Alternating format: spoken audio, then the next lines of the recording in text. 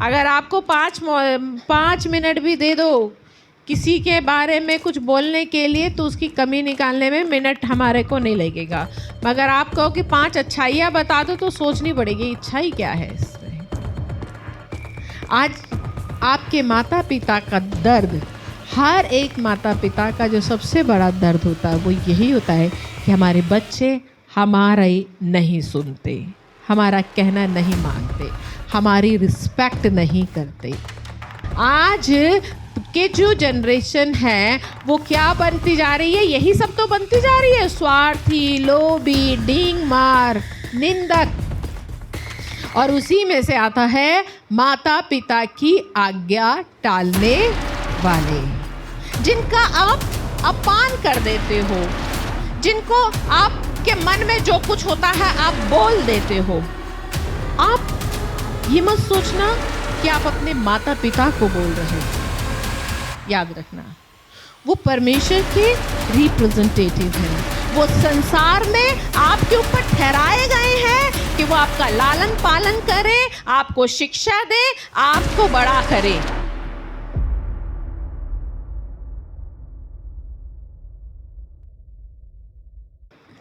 आइए हम अपने दूसरे सेशन में चलते हैं। हम एक वचन को निकालेंगे, 2 तिमुथियुस उसका 3 अध्याय और उसका 1-2 को पढ़े। पर यह स्मरण रख कि अंतिम दिनों में कठिन समय आएंगे, क्योंकि मनुष्य स्वार्थी, लोभी, डींगमार, अभिमानी, निंदक, माता पिता की आज्ञा टालने वाले, कृतघ्न, अपवित्र, दया रहित, क्षमा रहित, दोष लगाने वाले, असंयमी, कठोर, भले के बैरी, विश्वासघाती, ढीठ, घमंडी और परमेश्वर के नहीं वरन सुख विलास ही के चाहने वाले होंगे। हाँ जी, हालेलुया। यहाँ क्या लिखा है? यह स्मरण रख कि अंतिम दिनों में कठिन समय आएंगे। अब हम जिस समय में जी रहे हैं, ये जो समय है, ये कौन सा समय है? हम अंतिम समय में हैं। कौन से समय में है? अंतिम समय में। और उस समय कैसे कैसे लोग होंगे पूरी लिस्ट दे रखी है। मनुष्य स्वार्थी होगा, सेल्फिश, लोभी होगा, डींग मार, डींगे तो सब मारते हैं, अभिमानी, घमंडी, निंदक, दूसरे की बुराई करने वाला। ढूंढते हैं नहीं दूसरों में बुराई होती है ना? अगर आपको 5 मिनट भी दे दो किसी के बारे में कुछ बोलने के लिए तो उसकी कमी निकालने में मिनट हमारे को नहीं लगेगा। मगर आप कहो कि 5 अच्छाइयाँ बता दो तो सोचनी पड़ेगी अच्छाई क्या है इसमें। कमी हमारे अंदर जल्दी निकल जाती है, किसी की भी कमी। माता पिता की आज्ञा टालने वाले, कौन से? माता पिता की। अभी हम सुबह क्या सीख रहे थे? ये जो जनरेशन है, जो आप हो, आप जिस जनरेशन में हो, उस जनरेशन में किसकी नज़र है? शैतान की, नबूकदनेस्सर की नज़र पड़ गई है ना? उसकी नज़र पड़ गई है कि ये जनरेशन मेरे लिए अलग की जाए, इन्हें मैं अपना लाइफ स्टाइल सिखाऊंगा, इन्हें मैं अपना तरीका बोलना, व्यवहार करना सिखाऊंगा। और उसी व्यवहार में, उसी तरीके में आज के जो जनरेशन है वो क्या बनती जा रही है? यही सब तो बनती जा रही है, स्वार्थी, लोभी, डींग मार, निंदक। और उसी में से आता है माता पिता की आज्ञा टालने वाले। यहाँ सारे जितने बच्चे बैठे हैं, ये सब वो बच्चे हैं जो अपने मम्मी पापा का बहुत कहना मानते हैं। मैं सही बात बोल रही हूँ ना? हाँ, देखा, ईमानदार बच्चे जो सच्चे सर हिला रहे। नो, आप अपने माता पिता का कहना कितना मानते हो? ये आपको भी पता है। आज आपके माता पिता का दर्द, हर एक माता पिता का जो सबसे बड़ा दर्द होता है वो यही होता है कि हमारे बच्चे हमारे नहीं सुनते, हमारा कहना नहीं मानते, हमारी रिस्पेक्ट नहीं करते। आप जो कर रहे हो, आप उसके चलाए चल रहे हो जिसने आपको चुन लिया है अपना बनाने के लिए। और आज वो अपना ये सारा एटीट्यूड, क्या था, उसने जवानों को चुना था ताकि वो सारा एटीट्यूड जो राजसी है वो डाले। अब भैया अभिमानी, राजा तो अभिमानी होता ही है ना, घमंडी होता ही है।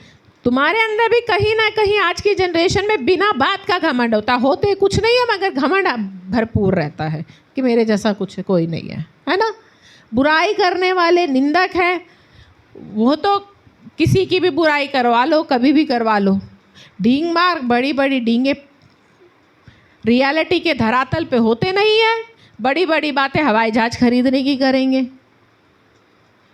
मेरा ऐसा घर होगा, मैं ये गाड़ी लेनी है, मुझे वो मकान लेना, ये नौकर होगा। डींग मार, ये डींगे ही तो मार रहे हो और क्या कर रहे हो, फालतू की बातें, धरातल की रियलिटी की बातें करते नहीं हो। और उसी में से आ गए हो माता पिता की आज्ञा टालने वाले, माता पिता की आज्ञा नहीं मानते। इफिसियों की किताब में 6 अध्याय और उसका 1 से 3 में बोला गया है, हे बालकों, प्रभु में अपने माता पिता के आज्ञाकारी बनो, क्योंकि यह उचित है। अपनी माता और पिता का आदर कर, यह पहली आज्ञा है, जिसके साथ प्रतिज्ञा भी है कि तेरा भला हो और तू धरती पर बहुत दिन जीवित रहे। हाँ, हालेलुया। वचन में क्या लिखा, हे बालकों, हे जवानों, अपने माता पिता के आज्ञाकारी बनो, क्योंकि ये उचित है, क्योंकि ये उचित है। इंग्लिश में बोला है कि obey your parents in the lord as his representative, for this is just and right. अपने माता पिता के ऐसे आज्ञाकारी बनो एज हिज रिप्रेजेंटेटिव्स, यानी तुम्हारे जो माता पिता हैं, तुम्हारे जो माँ बाप हैं, वो परमेश्वर के रिप्रेजेंटेटिव है, प्रतिनिधित्व हैं। रिप्रेजेंटेटिव समझते हो, जब किसी बड़ी बड़ी कंपनी में आप काम करते हो तो आप उस कंपनी के रिप्रेजेंटेटिव बन जाते हो। आपने कोई भी कंपनी का आता है, फॉर एग्ज़ाम्पल जैसे सैमसंग हैं, एलजी के हैं, उन्होंने अगर अपना कोई प्रोडक्ट लॉन्च किया है तो वो अपने कंपनी के रिप्रेजेंटेटिव को भेजेंगे कि जाओ और हमने ये नया प्रोडक्ट बनाया है और हमारे इस प्रोडक्ट को आप मार्केट में प्रेजेंट करो। आपने हमारे प्रोडक्ट को क्या करना, मार्केट में प्रेजेंट करना, लोगों के सामने हमारे प्रोडक्ट को मार्केट के सामने प्रेजेंट करना है और उन्हें बताना है मार्केट में कि हमारे प्रोडक्ट में क्या क्या है, क्या क्या खूबी है। और वो रिप्रेजेंटेटिव आता है और वो रिप्रेजेंटेटिव, पूरी कंपनी का जवाबदारी उस रिप्रेजेंटेटिव पर होती है। प्रतिनिधित्व, उसे क्या कहते हैं हिंदी में, प्रतिनिधित्व। जैसे उदाहरण के तौर पर हमारे देश में जो राजदूत होते हैं, समझते हो राजदूत, एम्बेसडर, एम्बेसी में जो काम करने वाले लोग हैं, वो इंडिया के राजदूत बाहर जाते हैं, अमेरिका में, ऑस्ट्रेलिया में, पाकिस्तान में। अब पूरा हिंदुस्तान उठकर तो पाकिस्तान जा नहीं सकता, पूरा हिंदुस्तान उठकर तो अमेरिका, ऑस्ट्रेलिया जा नहीं सकता है, तो वो यहाँ से अपने एक व्यक्ति को भेजते हैं, रिप्रेजेंटेटिव, कि यहाँ से भारत से जाएगा पाकिस्तान में और उस देश में जाकर वो हमारे देश को रिप्रेजेंट करेगा। उसका निर्णय पूरे देश का निर्णय होगा, उसका फैसला पूरे देश का फैसला होगा। जानते हो या नहीं जानते भारत के राजदूत के बारे में? जानते हो ना? आज हमारे देश में भी दूसरे देशों के राजदूत हैं और वो उन देशों के बिहाफ पर यहाँ पर अपने देश के फैसलों पर मोहर लगाते हैं। और जो फैसला राजदूत लेता है अपने देश से पूछकर, अपने देश के राष्ट्रपति से, अपने मुख्यमंत्री जो भी है उनसे पूछकर यहाँ पर उन फैसले पर मोहर लगाता है, तो समझ लो वो अमेरिका की मोहर लग गई। ये होता है रिप्रेजेंटेटिव।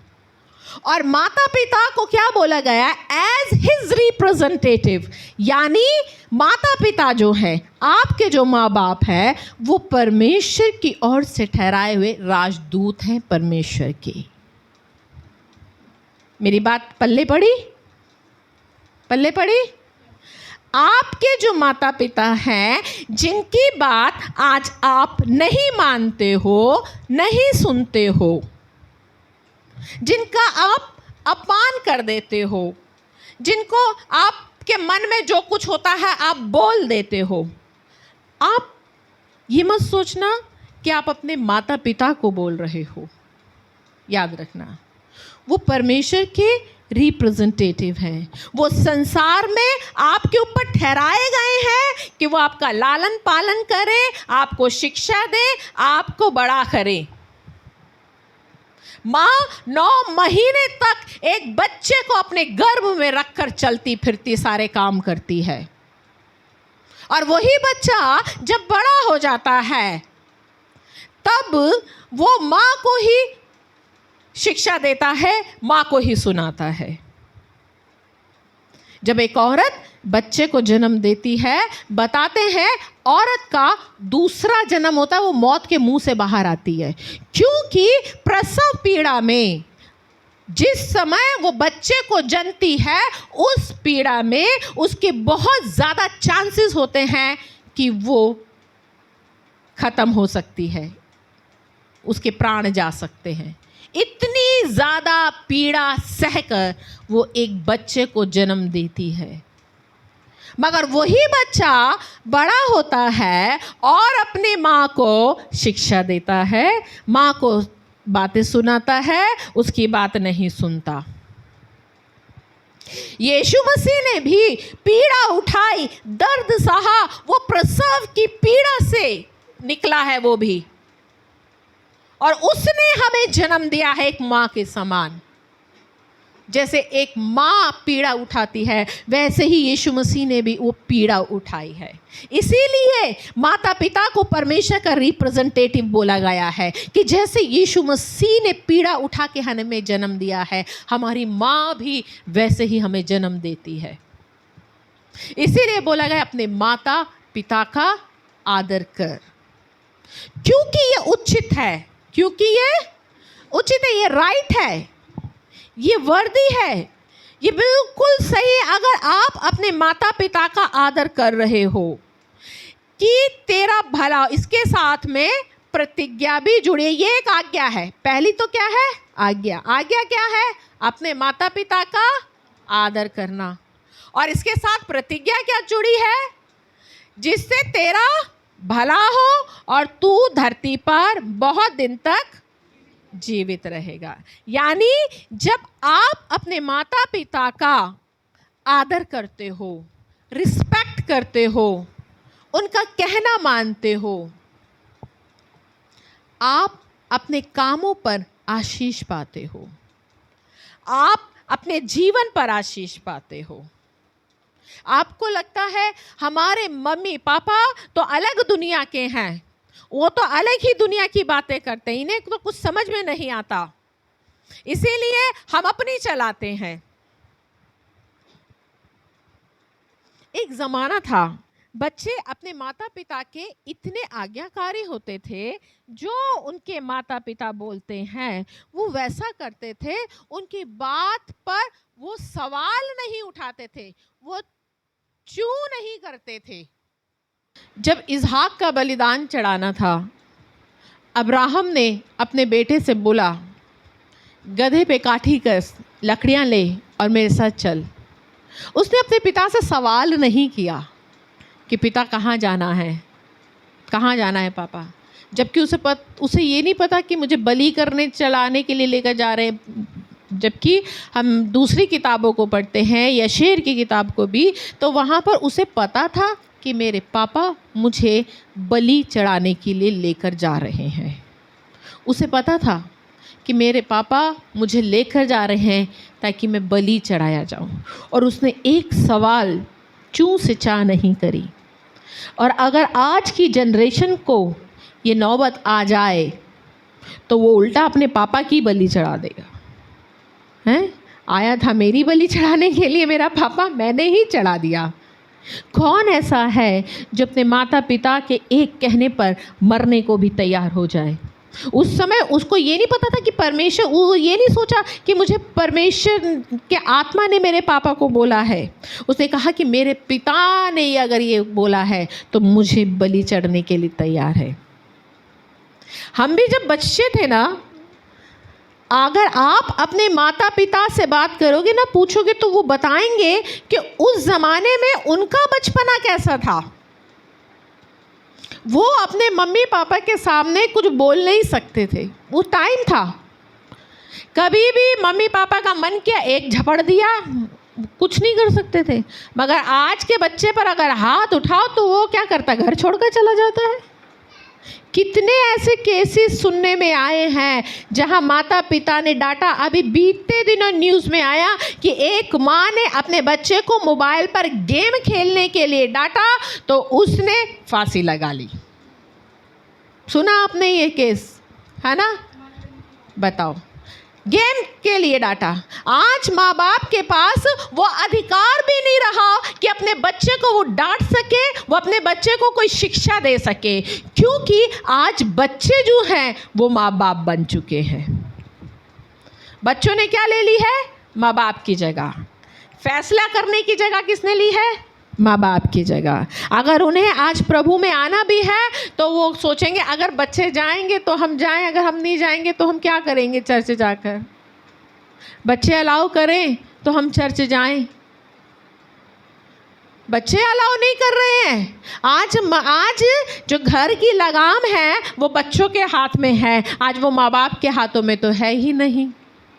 आपको पता है, आप ही के माता पिता, आप ज़रा अपने क्षेत्र प्रचारकों से पूछना, आपके क्षेत्र के प्रचारकों के पास में आपके माता पिता रोते हैं, उनके पास में कंप्लेंट आती है कि आप उनके अधीनता में नहीं हो, आप उनकी रिस्पेक्ट नहीं कर रहे हो, आप उनका कहना नहीं मान रहे हो। कितने दुख की बात है। आप चर्च में आ रहे हो, आप परमेश्वर के वचन की शिक्षा लेते हो, मगर आप माता पिता का कहना नहीं मान रहे। अरे वो तो वचन में लिखा है, वो तो रिप्रेजेंटेटिव है।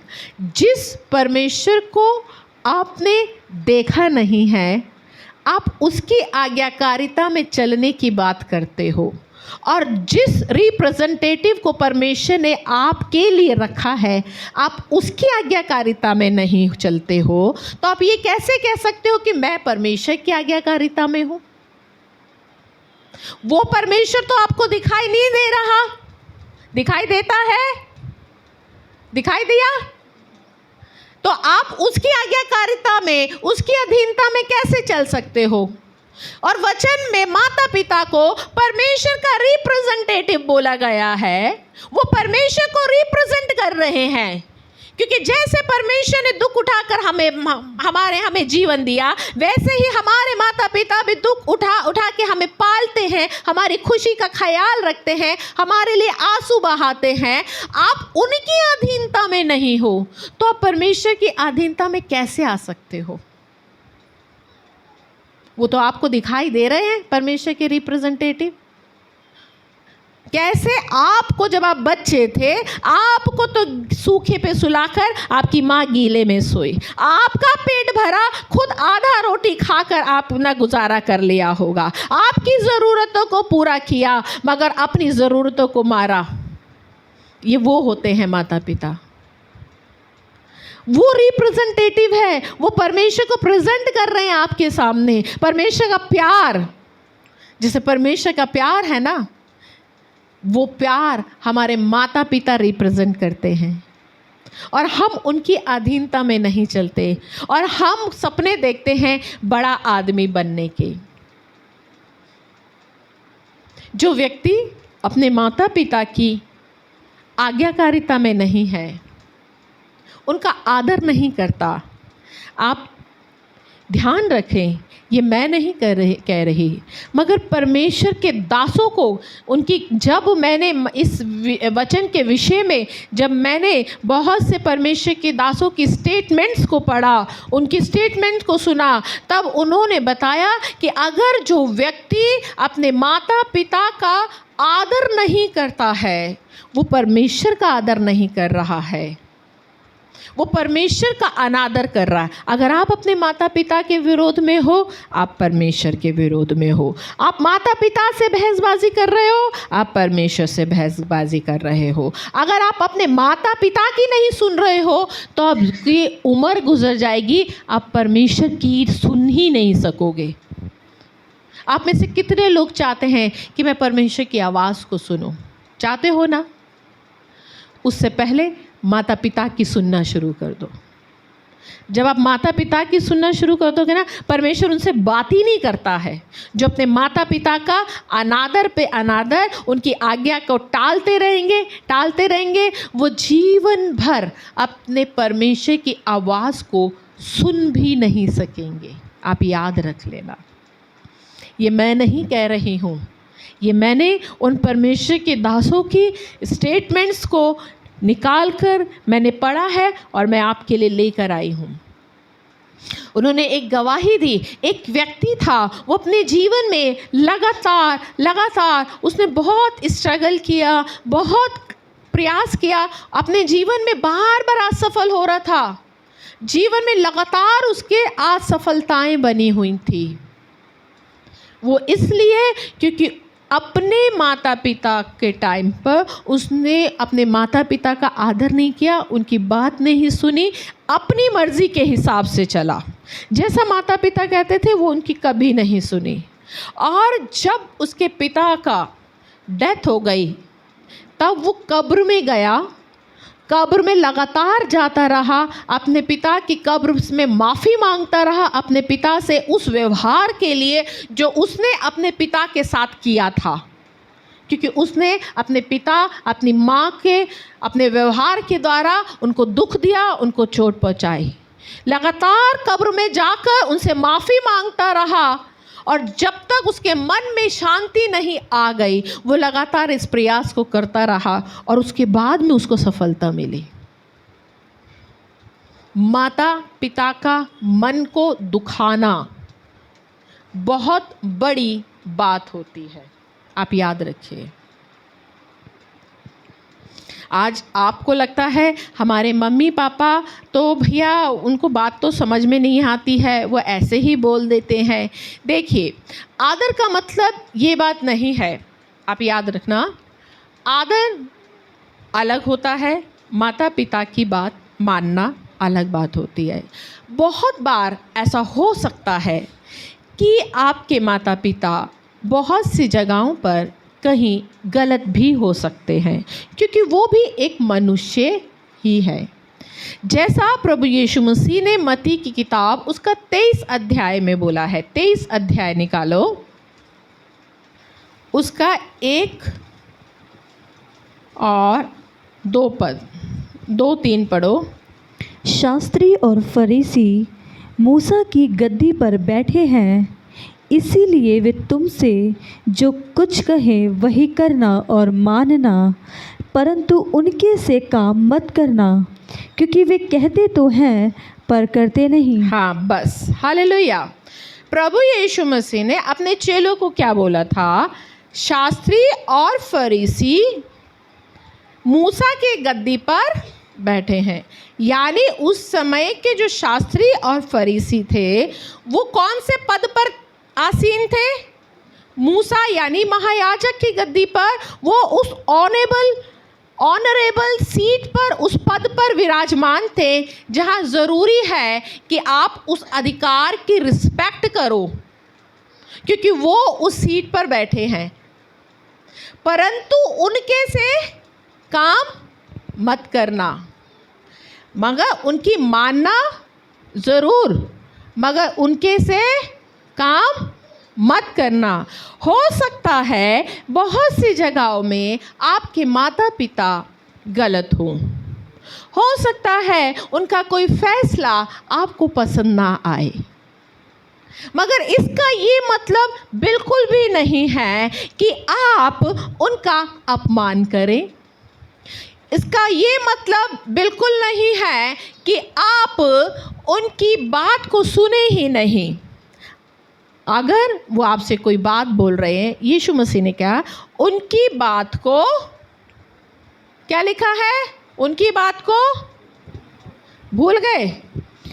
इसीलिए शास्त्री और फरीसी मूसा की गद्दी पर बैठे हैं, इसलिए वो जो कुछ तुमसे कहे वो करना और मानना, परंतु उनके से काम।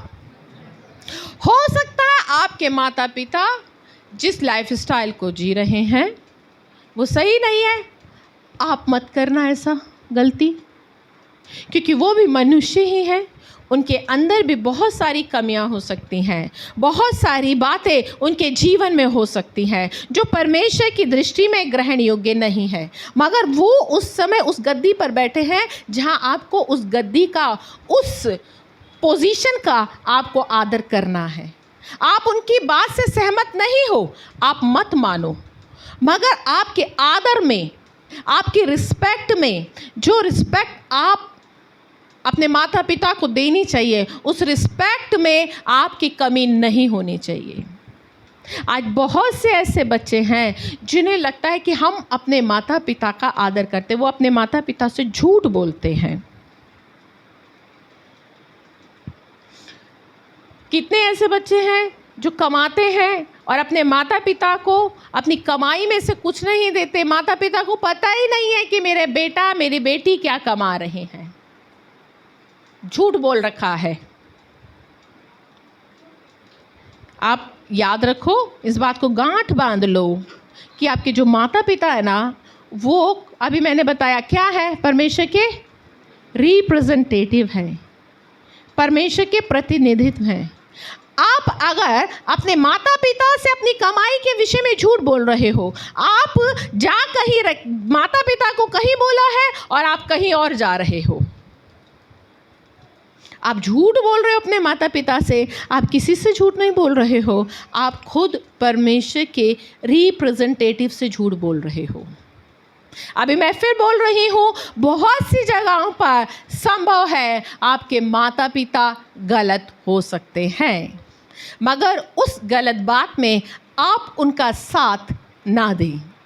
ऐसा नहीं मम्मी पापा ने कहा बेटा कल से तुम्हें चर्च नहीं जाना, अरे यही तो वचन सुना था, हाँ, कि माता पिता का आदर करना है, अब मुझे उनके आदर के कारण चर्च छोड़ना पड़ेगा, ये तो गलत है।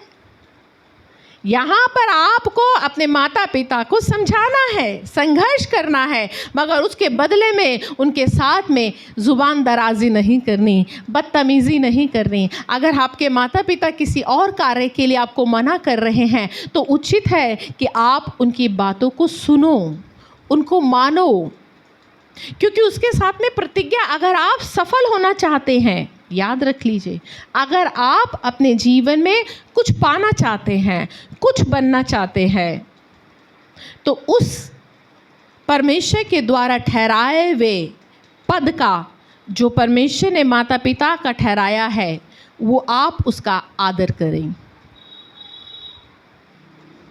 नीति वचन में भी लिखा है जिद्दी बेटे के लिए, नीति वचन व्यवस्था विवरण की किताब और उसका 21 अध्याय और उसका 18-20 क्या बोलता है? यदि किसी के हठीला और दंगैत बेटा हो जो अपने माता पिता की बात ना माने किंतु ताड़ना देने पर भी उनकी ना सुने, तो उसके माता पिता उसे पकड़कर अपने नगर से बाहर फाटक के निकट नगर के पुरनियों के पास ले जाएं और वे नगर के पुरनियों से कहें, हमारा यह बेटा हठीला और दंगैत है, यह हमारी नहीं सुनता, यह उड़ाऊ और पियक्कड़ है, तब उस नगर के सब पुरुष उससे पथराव करके मार डाले। तू अपने मध्य में ऐसी बुराई को दूर करना। हाँ, हालेलुया। बस अगर किसी के दंगैत, उड़ाऊ, जिद्दी बेटा, अब एक बताना जिद्दी कितने कितने हैं? वो मारो पत्थर। हैं?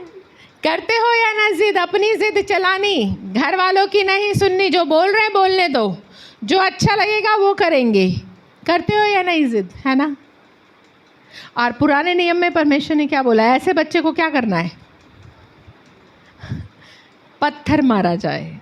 यानी परमेश्वर के सामने ये जिद, ये दंगैत, ये हठीला स्वभाव जो माता पिता के साथ किया जाता है, परमेश्वर को ग्रहण नहीं है।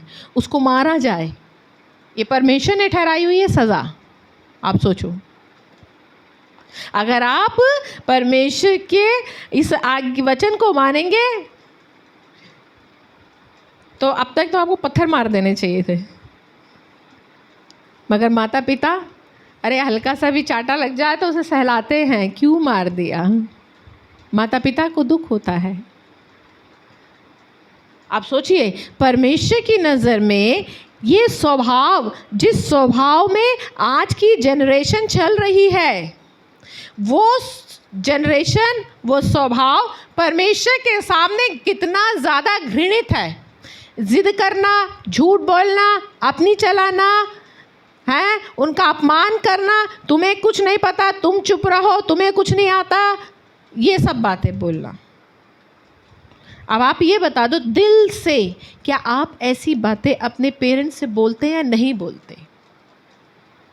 हाँ तो कर दो, हैं? करते हो ना? तो अब ज़रा सोचो, ये स्वभाव परमेश्वर के सामने कैसा स्वभाव है? घृणित। परमेश्वर को नफरत है इस स्वभाव से। और आप अगर परमेश्वर को ही इस स्वभाव से नफरत है, आप चर्च में आकर उसकी आराधना कर रहे हो, चर्च में आकर उसकी सेवा कर रहे हो, गीत गा रहे हो, बजा रहे हो, आप कुछ भी कर रहे हो, इवन प्रचार भी कर रहे हो, तो परमेश्वर को वो एक्सेप्टेबल ही नहीं है। आपकी वो सेवा बेकार है, आपकी वो आराधना बेकार है, आपका वो प्रचार बेकार है। अगर आप अपने माता पिता का आदर कर रहे हो और अपने परमेश्वर की आराधना कर रहे हो, क्योंकि उसके नज़र में तो आप इस योग्य हो कि आपको पत्थर मार दिए जाए और आपको मार दिया जाए, क्योंकि आपने अपने माता पिता का यानी परमेश्वर के रिप्रेजेंटेटिव का अनादर किया। अगर हम किसी कंपनी के रिप्रेजेंटेटिव को एक्सेप्ट करते हैं तो इसका मतलब हम उस कंपनी को एक्सेप्ट कर रहे हैं, उस कंपनी के साथ हम डील बांध रहे हैं। आप किसी प्रोडक्ट को खरीदते हो, वो उस प्रोडक्ट के पेपर में आकर रिप्रेजेंटेटिव क्या करता है? साइन कराता है। आप LIC कराओगे ना, LIC वाला आएगा, LIC वाला खुद उठकर नहीं आएगा, LIC वाला आएगा, अपने पेपर्स भेजेगा, रिप्रेजेंटेटिव को भेजेगा, वो सारी चीज़ आपको बता देगा और पेपर्स में साइन करा लेगा। इसका मतलब जब आप साइन कर रहे हो, आपने रिप्रेजेंटेटिव की सारी बातों को मानकर अपनी डील उस कंपनी के साथ बांध ली है। समझे? और अगर आप माता पिता का आदर नहीं कर रहे हो, माता पिता को बेकार समझ रहे हो, इन्हें कुछ नहीं आता, इन्हें समझ में नहीं आती बात, ये ऐसे है, ये वैसे हैं, आप उनके साथ में अपनी डील जो है, जो भी कर रहे हो, वो परमेश्वर के साथ अपनी डील को बना रहे हो और ख़राब कर रहे हो। हालेलुया। अगर हम नीति वचन की किताब को देखते हैं ना, नीति वचन और उसका पहला अध्याय में जब हम जाते हैं, नीति वचन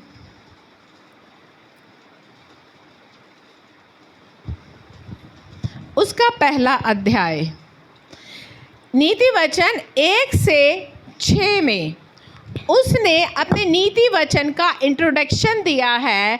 दाऊद के पुत्र इज़राइल के राजा सुलेमान के नीति वचन, इसके द्वारा पढ़ने वाला बुद्धि शिक्षा को प्राप्त करे, समझ की बातों को समझे और काम करने में प्रवीणता और धर्म, न्याय और निष्पक्षता की शिक्षा पाए, कि भोलों को चतुराई और जवानों को ज्ञान और विवेक मिले, कि बुद्धिमान सुनकर उस अपनी विद्या बढ़ाए और समझदार बुद्धि का उपदेश पाए, जिससे वे नीति वचन और दृष्टांत को और बुद्धिमानों के वचन और उनके रहस्यों को समझे।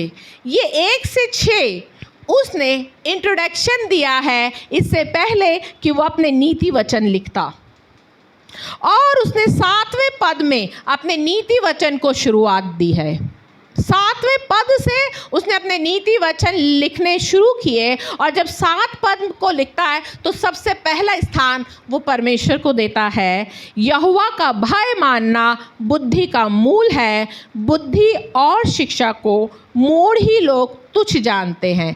7वां पद उसने पहला स्थान इंट्रोडक्शन देने के बाद में पहला स्थान परमेश्वर के भय को दिया है, कि सबसे अधिक तुम परमेश्वर का भय मानना। और उसके बाद उसने जो स्थान दिया है माता पिता को, नीति वचन के स्टार्टिंग में ही क्या लिखा है? हे मेरे पुत्र, अपनी पिता की शिक्षा पर कान लगा और अपनी माता की शिक्षा को ना तज, क्योंकि वे मानो तेरे सर के लिए शोभ्यमान मुकुट और तेरे गले के लिए कंठमाला होगी। बस, हालेलुया। आप सोचो, परमेश्वर का भय, नीति वचन की वो स्टार्टिंग कर रहा है, और स्टार्टिंग में ही वो क्या बोल रहा है? परमेश्वर का भय मानना बुद्धि का मूल है। और उसके बाद वो चाहता तो वो ये भी कह सकता था, अपने धन के द्वारा परमेश्वर की महिमा कर। वो ये भी कह सकता था कि अपनी जवानी में अपनी पत्नी के साथ आनंदित रहे। वो नीति वचन गहरी बातें बोल रहा है, इस समय भेद की बातें बोल रहा है, मगर उसने अपनी पत्नी को स्मरण कर ये नहीं बोला धन परमेश्वर की ओर से मिलता है, ये नहीं बोला धन के द्वारा परमेश्वर की महिमा कर, ये नहीं बोला, परंतु उसने क्या कहा? परमेश्वर का भय मानने के बाद उसने किस चीज़ को स्थान दिया है? माता पिता की आज्ञाकारिता को। उसके बाद में उसने इतने नीति वचन बोले हैं, और हर नीति वचन में उसने अपने माता पिता की आज्ञा मानने का, उनके आदर करने का जिक्र किया है, कि अपने माता पिता की आज्ञा मानो और उनके अधीन रहो। अपने हर नीति वचन में अगर आप उठाकर पढ़ोगे ना, तो लगभग हर एक नीति वचन में आपको माता पिता की आज्ञाकारिता के बारे में मिल जाएगा। क्यों उसने इतना अधिक स्थान दिया? कि जहां वो नीति वचन की स्टार्टिंग कर रहा है, स्टार्टिंग में ही वो शुरुआत में ही माता पिता के आदर के विषय में बोल रहा है, क्योंकि उसे पता था एक ऐसी जनरेशन आएगी जहां वो माता पिता का आदर करना भूल जाएगी, माता पिता की बातों को वो बेकार समझेगी, तुच्छ जानेगी। आज हम सफल होने की कामना करते हैं, आज हम सफलता के लिए प्रार्थना भी कर रहे हैं, नौकरी के लिए प्रार्थना कर रहे हैं, बिजनेस के लिए प्रार्थना कर रहे हैं, मगर आप खुद सोचो, क्या आप अपने माता पिता का अनादर करके, उनके दिल को दुखा के, उनके दिल को चोट पहुंचा के आप परमेश्वर की आशीषों को नहीं खो रहे हो? आप ऐसा करके अपनी माँ के दिल को नहीं दुखा रहे हो, आपने परमेश्वर के दिल को दुखाया है। आपने अपने पिता का अनादर नहीं किया, आपने अपने परमेश्वर का अनादर किया है। यदि आप ऐसा कर रहे हो तो मुझे अपना बचपना याद है। हमारे पापा जिस बात को अगर उन्होंने ना बोल दी, मजाल है कि कोई उनसे हाँ करवा ले, ना का मतलब ना ही होता था। हमारे अंदर हिम्मत ही नहीं थी कि उनसे हाँ करवा ले और उनकी मर्जी के विरोध में चले जाएं किसी भी काम में। जितने भी पुरानी जनरेशन थी, अगर आप उनसे बातें करोगे ना तो वो आपको बताएंगे। कभी बूढ़े बुजुर्ग लोगों से पूछना कि वो अपने माता पिता की आज्ञाकारिता में कैसे चलते थे। वो आपको बताएंगे कि अगर हमारे पापा ऐसे होते थे कि अगर उन्होंने बोल दिया तो जैसा बोल दिया हम वैसे ही करते थे, उनके सामने हम चू भी नहीं कर सकते थे। और आजकल के बच्चों की तो इतनी लंबी ज़ुबान खुल जाती है, वो माँ को माँ नहीं समझते, बाप को बाप नहीं समझते, ऐसे समझते जैसे घर का नौकर हो। घर के नौकर से भी थोड़ी रिस्पेक्टफुली बोल दिया जाता होगा, ये सोच के कि नौकरी छोड़कर भाग जाएगा अगर ज़्यादा बोलेंगे तो। मगर माँ बाप का अनादर करने में कोई लिमिट नहीं रहती है, कोई कसर नहीं छोड़ती, क्योंकि उन्हें पता है कहाँ भागेंगे, यहीं रहना है इनको। इसलिए उनका अनादर करने में कोई लिमिट नहीं होती है। हालेलुया। परमेश्वर ने निर्गमन में जब उनको देश दे रहे थे, इजरायलियों को जब वो देश दे रहे थे, कनान देश, उस समय भी प्रभु ने क्या कहा था, उनको ये आज्ञा दी थी कि जो देश मैं तुम्हें देता हूँ, यदि तू अपने माता पिता की आज्ञा मानेगा तो इस देश में बहुत दिन तक बना रहेगा। यानी वो देश एक आशीष थी।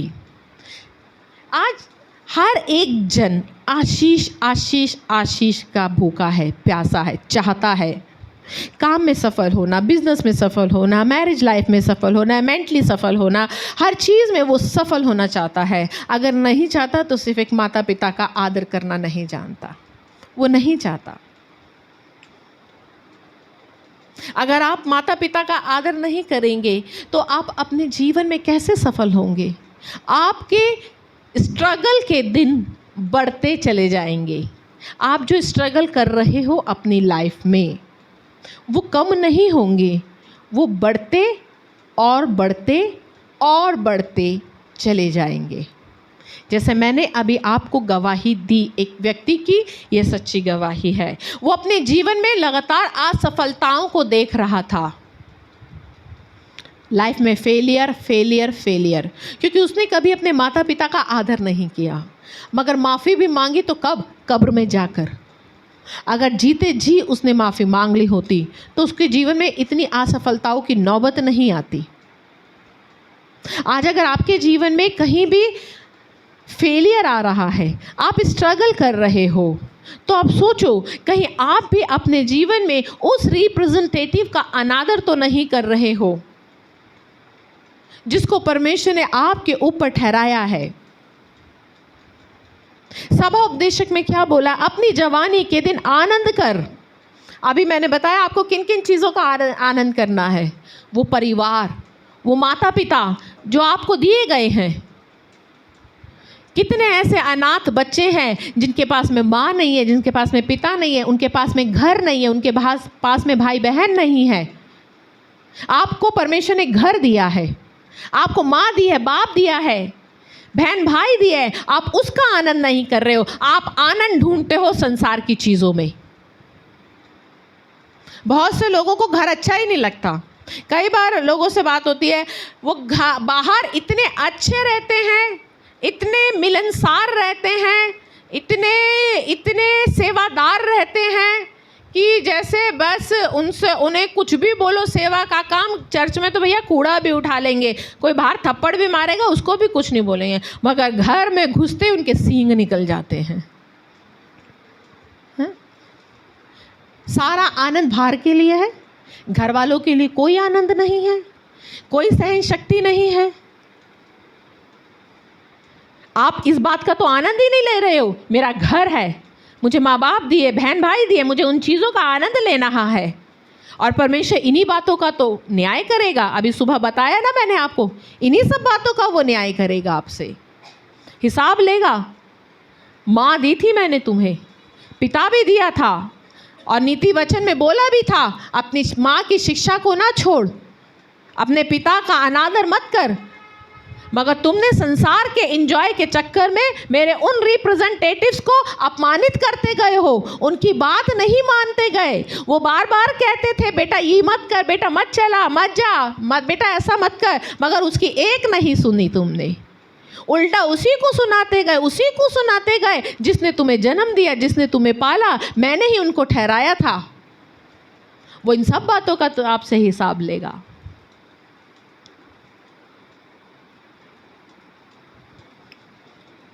किस सोच में पड़ गए?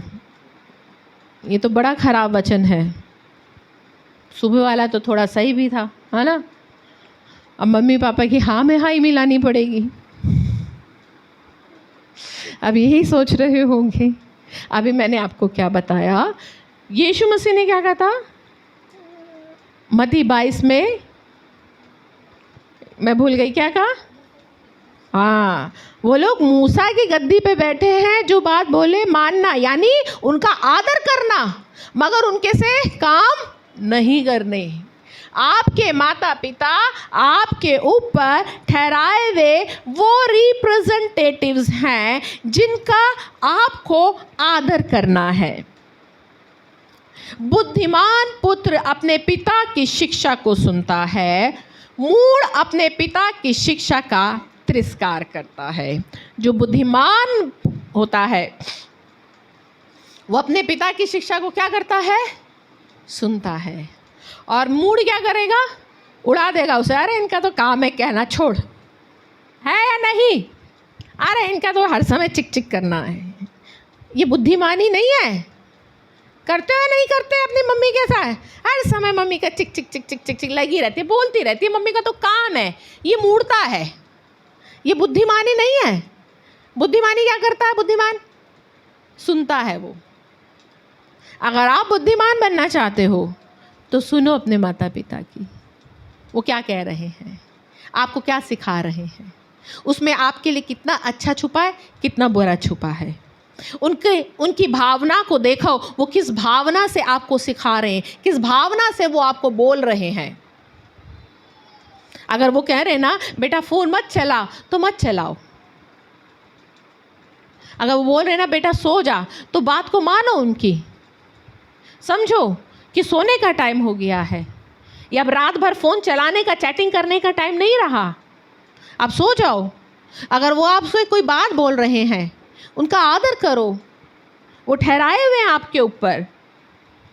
नीति वचन में एक बार लिखा गया है 30:17 में, जिस आँख से कोई अपने माता पिता का अनादर की दृष्टि करे और अपमान के साथ अपनी माता की आज्ञा ना माने, उस आँख को तराई के कोवे खोद खोद कर निकालेंगे और उकाब के बच्चे खा डालेंगे। वाओ, हालेलुया, कितना अच्छा वचन है ना।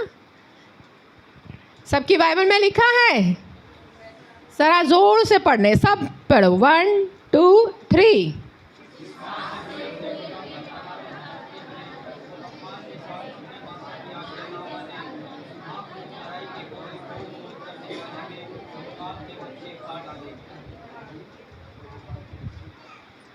पढ़ लिया? अपने पिता का अनादर, अपने माता की आज्ञा ना माने, उसके लिए क्या पनिशमेंट है?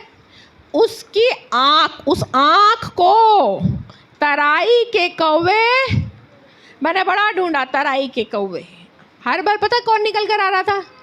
चील। और उसकी जो चोंच थी वो ऐसी थी। मैंने गूगल में बड़ा ढूंढा, तराई के कौवे हैं, हर जगह आ जाता है ईगल, चील। और चील की जो चोंच होती है वो ऐसे होती है, अब वो यूं डालेगी आपकी आँख के अंदर चम्मच की तरह और यूं निकाल लेगी। जो लिखा है वो मैं बता रही हूँ, प्रैक्टिकल है। और उकाब के बच्चे खा डालेंगे। बताओ, आप ज़रा सोचिए, ये वो उस व्यक्ति के लिए दंड है जो अपने माता पिता की आज्ञा नहीं मानता। व्यवस्था विवरण में क्या बोला? उसको पत्थर मारो, यानी परमेश्वर घृणा करता है। अगर आप अपमानित कर रहे हो अपने माता पिता को, आप उनकी इंसल्ट कर रहे हो, कहना नहीं मान रहे हो, परमेश्वर का वचन बोल रहा उनको तराई के कौवे खोद डालेंगे, उनकी आँख को तराई के कौवे खोदेंगे।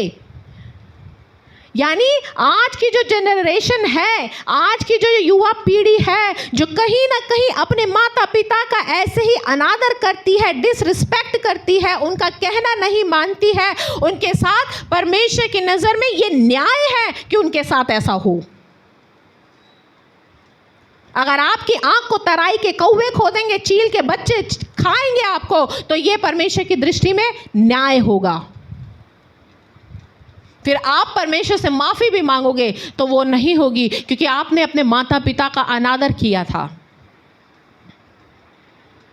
जो काम आप आज कर रहे हो वो आपके साथ आपके बच्चे करेंगे, ये परमेश्वर के सामने न्याय है। हमारे पापा हमें एक कहानी सुनाते थे, मैं आपको भी सुनाती हूँ। एक व्यक्ति था, उसकी शादी हुई, उसकी वाइफ घर आई, उसका बुजुर्ग पिता था। उसका बुजुर्ग पिता रात भर खांसता था, बहुत खांसता था। उसकी पत्नी अपने ससुर की इस खांसी से परेशान हो गई। उसने अपने पति से कहा, तुम्हारे पापा रात भर खांसते हैं, मैं सो भी नहीं पाती हूँ, इनका कुछ इलाज करो। एक रात वो थैला लाया, बोरी लाया, अपने पापा को बोरी में डाला, पीठ में डाला और गया और कहीं उन्हें कुएं वगैरह में डालकर आ गया। समय आया, उसके बेटा हुआ, उसकी पत्नी ख़त्म हो गई, उसका बेटा बड़ा हुआ, उस बेटे की शादी हुई। उसका पिता अब बूढ़ा हो गया, अब वो खांसने लगा।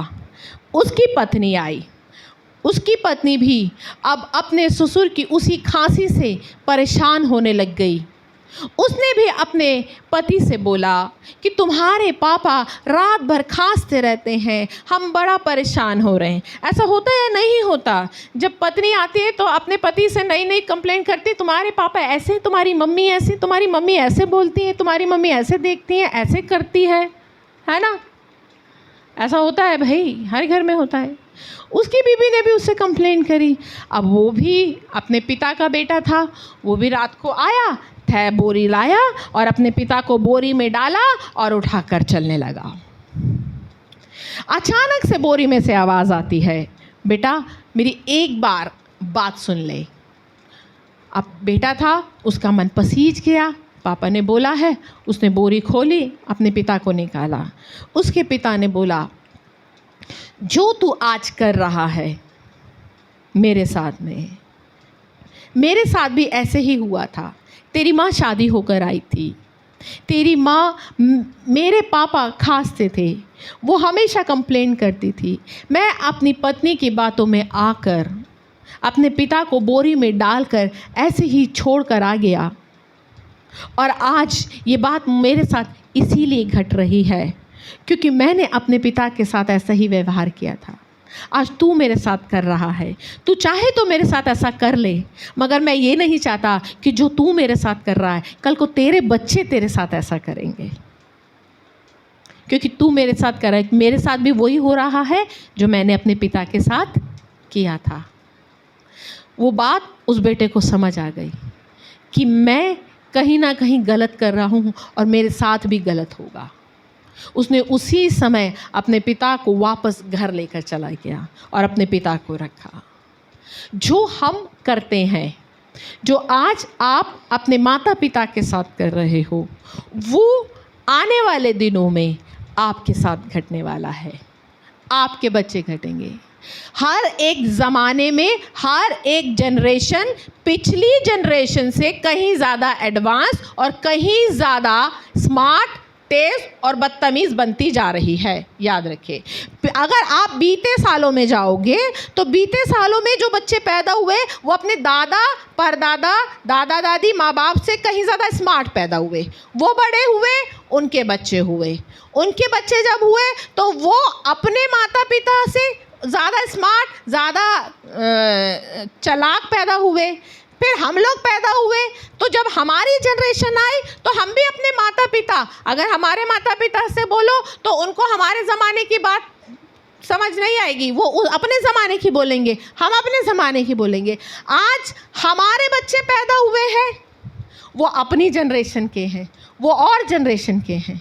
हर एक जनरेशन अपनी पिछली जनरेशन से कहीं ज़्यादा स्मार्ट, तेज़, बदतमीज़, ज़िद्दी, ढीठ, हठीली, स्वार्थी, अभिमानी बनती जा रही है। आज आप सोच लो, अगर आज आप इतने ज़िद्दी, घमंडी, अभिमानी, निंदक, बुराई करने वाले हो, माता पिता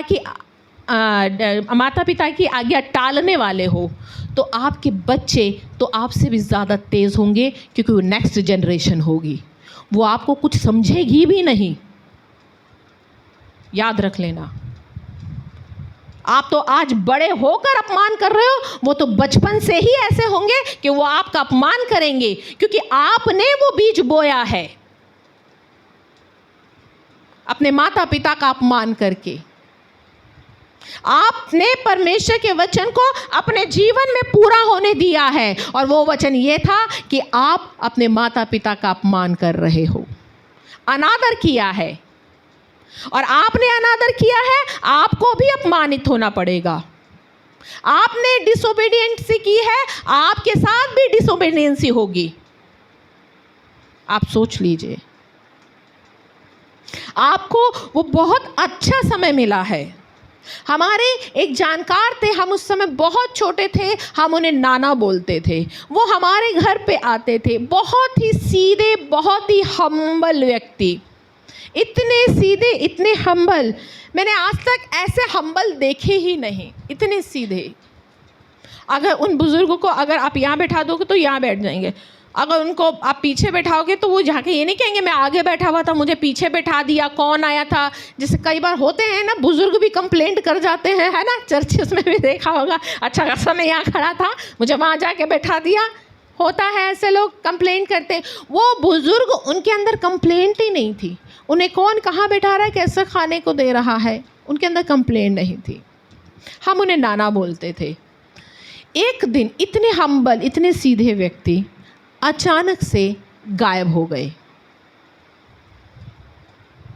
उनके परिवार ने उन्हें बहुत ढूंढा, बहुत ढूंढा, वो मिले नहीं। आज तक उनका पता नहीं चला कि वो कहाँ गए। उनका एक्सीडेंट हो गया, गायब हो गए, ये डेथ हो गई, या उनके साथ क्या घटा, कुछ पता नहीं चला। उनके परिवार ने बहुत ढूंढा। जब पता किया गया कि उनके गायब होने का कारण क्या था, तब निकला कि वो अपनी बहू से बहुत परेशान थे, अपने बेटे से दुखी थे। बहू अपमानित करती थी, और उनका बेटा भी अपनी बहू की हाँ में हाँ मिलाता था। समय गुजरा, 2000 आ गया। अब जो बेटे थे उनके, अब वो, उनके बच्चे बड़े हो गए, वो भी ससुर बन गए, उनके भी नाती पोती हो गए। अब उनकी स्थिति ऐसी हो गई कि उनके बच्चे उनको रिस्पेक्ट नहीं देते। उनके सामने मेरे सुनने में आया है, पैसा और रोटी फेंक के दी जाती है। क्यों? क्योंकि उन्होंने भी वही बीज बोया था। उन्होंने ऐसे ही किया था, अपने पिता का अपमान किया था, और अब वो अपमान उन्हें मिल रहा है। ये मैं आपको आज की डेट की कहानी बता रही हूँ, 2025 की, और परमेश्वर की दृष्टि में ये न्याय है, ये न्याय है। 2025 में भी परमेश्वर न्याय करना जानता है। तो आप ज़रा सोचो, अगर आज आपने अपने आप को बदला नहीं, जैसा मैंने बताया था, आप डैनियल उसका 1 में क्या लिखा है, आप वो लोग हो जो सुंदर हो, इंटेलिजेंट हो, प्रवीण हो, बुद्धिमान हो, मगर उस दुष्ट ने आपको अपने लिए चुन लिया है कि वो आपको नाश करे। आपको अपना लाइफस्टाइल सिखाए, आपको ज़िद्दी बनाने के लिए, घमंडी बनाने के लिए चुन लिया है, अभिमानी बनाने के लिए चुन लिया है। मगर आज आपको ज़रूरत है कि आप भी डैनियल के समान बन जाओ और कह दो कि मैंने मन में ठान लिया है कि मैं नबूकदनेस्सर की ऑफ़र को एक्सेप्ट नहीं करूँगा। हालेलुया। प्रभु इस वचन के द्वारा आप सबको आशीष दे।